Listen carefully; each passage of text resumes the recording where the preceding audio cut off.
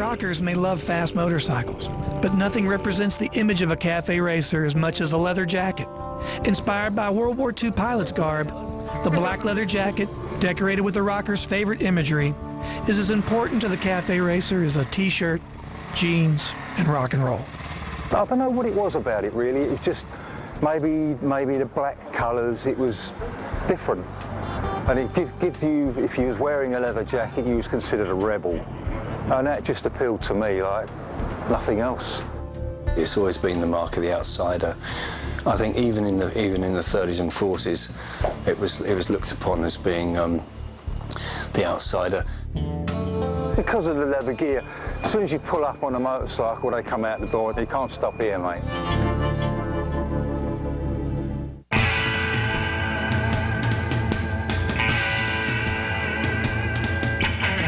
I mean, Lewis Leathers was probably the main outlet that provided leather outfitting, and the image, really, synonymous with sort of rockers and ton-up boys.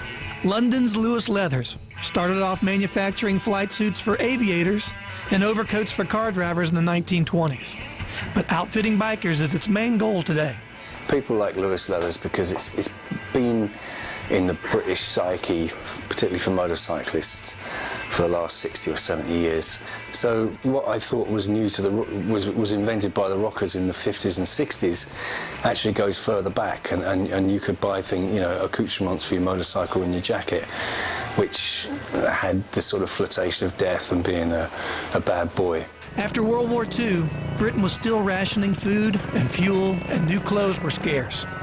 Riding gear was even harder to come by, but the ton-up boys knew where to look. The cheapest way to go and get kind of weatherproof warm clothing would be to go to an army surplus store. There was nothing actually there to clothe young riders at the time, so they thought, well, let's dress up like Spitfire pilots instead. Motorcycle jackets today may be safer and made with modern materials, but Lewis Leathers' Bronx jacket has never gone out of style.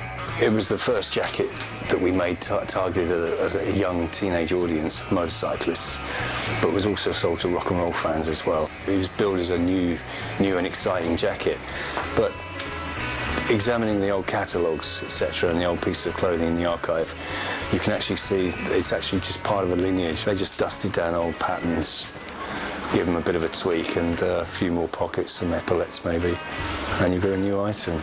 And it's not just rockers who dig the unique style of a well-made leather jacket. The Lewis label has been the choice of everyone from motorcycle racers to rock stars and those in the know. Worn by a lot of great famous riders, such as Mike Hailwood, Giacomo Agostini, Phil Reed, and the list goes on and on. We've also clothed the British rockers from the 50s right through to modern day. The 59 Club, quite notably, and also a lot of musicians. We've had John Lennon, McCartney, The Clash, the Sex Pistols, Iggy Pop, so on and so forth, all wearing Lewis Leathers over the years. The leather jacket seems to have stayed with us even through the modern advances that have been made with Gore-Tex and Kevlar jackets. And I think the main thing that people like about a jacket is if it's a well-tailored jacket, it looks great. You know, you're part of the tradition of motorcycling. It's timeless.